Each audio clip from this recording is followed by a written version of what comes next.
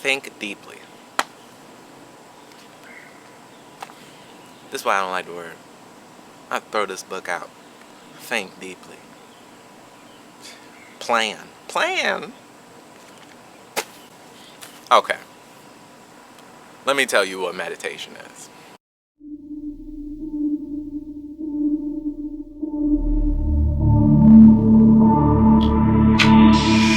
What is up, beautiful people? Welcome back to the channel. My name is Alezae Young. Thank you for joining.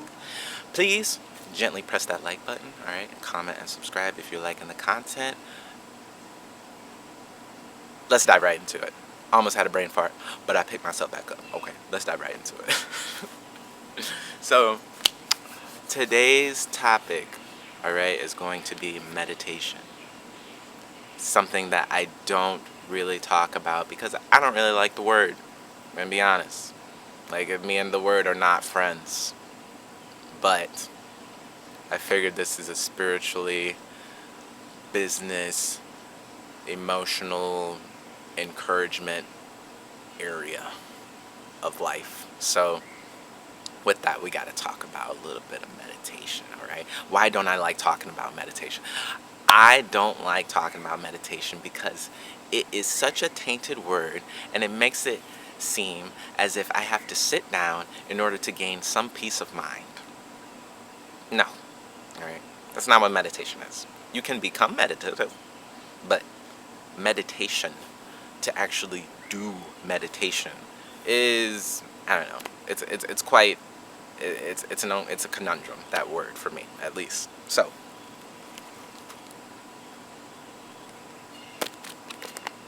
let's look it up. You know what I realized I say so a lot. I'd be like, so. I think I'm gonna put a t-shirt on. It's just gonna say so, like in big, all caps, sans serif, exclamation point at the end. So. Okay. Maybe not sans serif. We'll see. We'll see what font it is. Okay. So I got meditate. Think deeply. This is why I don't like the word. I throw this book out. Think deeply. Plan. Plan? Okay. Let me tell you what meditation is. Alright? From a meditator himself. Okay? Meditation is not thinking deeply. Okay? Meditation is not planning on something. Alright? Now, you can look at it as that way, but that's not what we hear. That's not what we're talking about. We're trying to get to the crux of words from a spiritual perspective. Okay? So let me tell you about meditation. Meditation is an essence that you emit. Okay?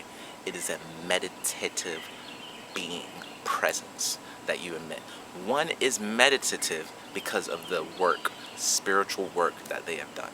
Okay? Meditation is not something you do. It is something you are. Alright? You can be meditative, but you cannot meditate. Alright? If you're starting out. Like, I was there too. You know, I sat down at one point in my life and I was like, okay, I'm gonna meditate. I'm gonna do something that clears my head, that makes me feel good, right? Nothing wrong with that. Nothing wrong with that. But we should understand that the goal of doing that is to get to a state where you are consistently meditative, where you can operate from a restful state with dynamic, with a dynamic presence, with a dynamic level of action, right?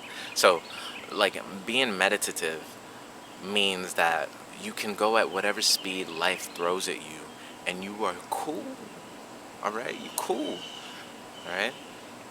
It's a hard thing to try to do. You know, life is pulling you in all types of directions. You got your stomach knotting up every this way and that way, and but your mind is like, man, I need to calm down.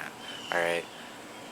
If you don't put in the work in order to be calm, if you don't put in the work in order to be restful, if you don't put in the work in order to be meditative, you are not meditating. Okay, so that is what the goal of meditation goal is. Even like that, even talking about meditation as a goal really just rubs me the wrong way, because it's like it's something that you just are, like it's not like something to get to, like you gotta like get there, and once you get there it stops. It never stops. It's something that has to constantly be, nurtured, and it becomes part of you. So that is meditation. So I'm gonna tell you guys what I do personally in order to keep myself in a meditative state. Actually, I do experiments with it. I just did a kind of an experiment with it recently, which lets me know that whatever I'm doing is, working very well. And so I do a kriya. And what a kriya is, it's a series of asanas. Asanas are poses that you hold, all right? Um, so it's a series of asanas that you that's all put together in a very, very meticulous and careful manner, all right? And then it's consecrated. These series of asanas. Consecrated means spiritual essence is put into this practice, into these sounds you make, into these movements you make. Okay, so spiritual life energy, life force, all right, is put into this. And then when you practice it, you're essentially watering your soul, your essence, your spiritual energy. All right. So when you water your energy, it can grow into something quite beautiful. Okay. So I like to do experiments. So I was doing I was doing it every day for a very long time. I don't count anymore. I've been doing it for at least like 2 to 3 years now. So sometimes I'll take like breaks, right? And I'll see how I feel without doing it for a while, and um, I'll see if it has any effect on my system, right? So this one break that I just kind of got finished doing, it was about a week or a week and a half long. Um, I didn't do it for a week and a half long, and then just yesterday, like it's a feeling of like when you've been, working on yourself spiritually, and you gain a certain level of um, personal power. When you aren't in tune with it, when you aren't in touch with that personal power, it almost feels like your senses are being cut off. Like there's like, the way I explained it is that if after you do your practice, or while you're doing your practice, let's say, um, your inner being is like a still lake. Okay, when you don't do it, it becomes like riptides.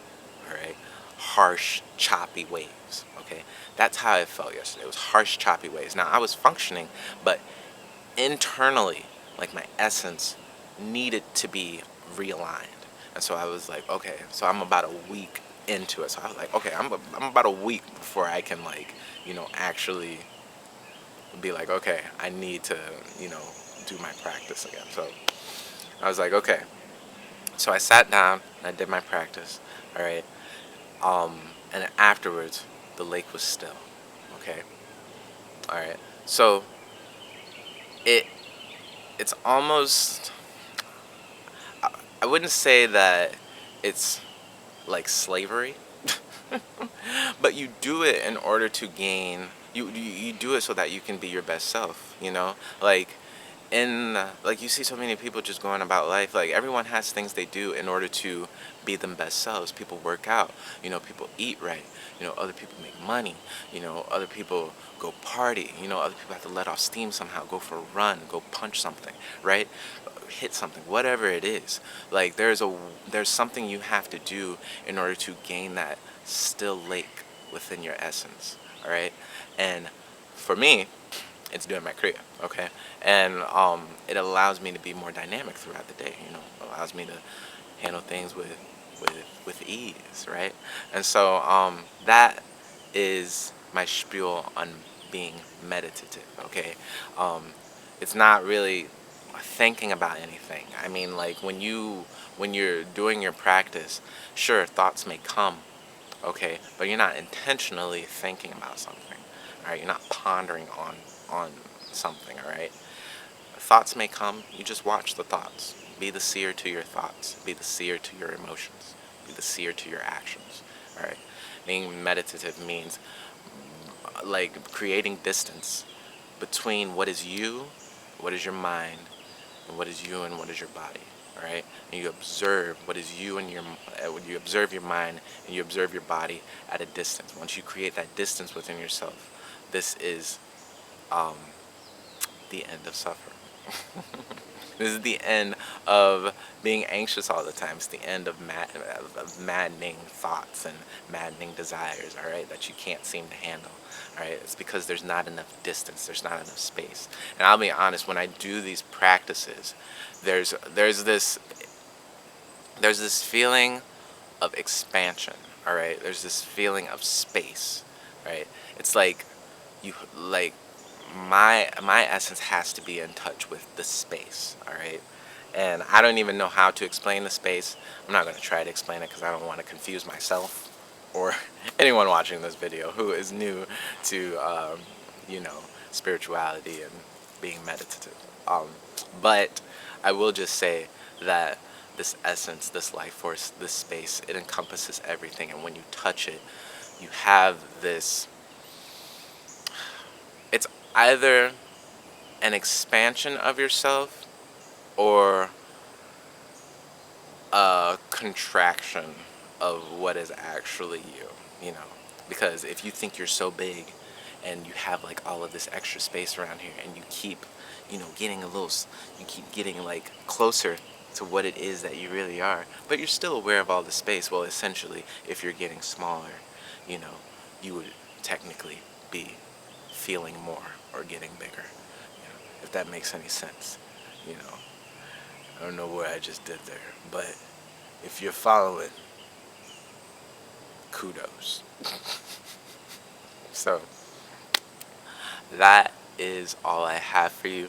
Thank you for tuning in. Again, my name is Alezae Young. Make sure y'all gently press that like button. If you have any questions about meditating or being meditative or like anything about the practice that I do, I can't actually teach the practice that I do. It's not my place, but I can show you where to go if you want to learn the practice that I learned.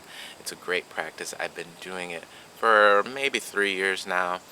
I've been off and on being a meditative, or excuse me, I've been being meditative for, how old am I, 28, at least 10 years now.